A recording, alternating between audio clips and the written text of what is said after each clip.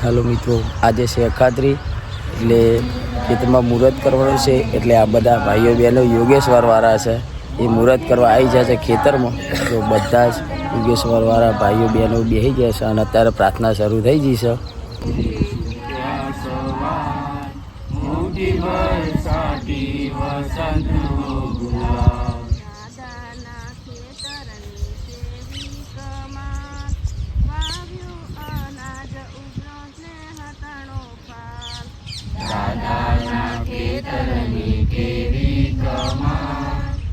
એમનો કાર્યક્રમ પૂરો થયો પ્રાર્થના ને બધું એટલે જો ટ્રેક્ટર આવીને બધા બેનો આવીને ચોલા કરે છે એ મુહૂર્ત આવો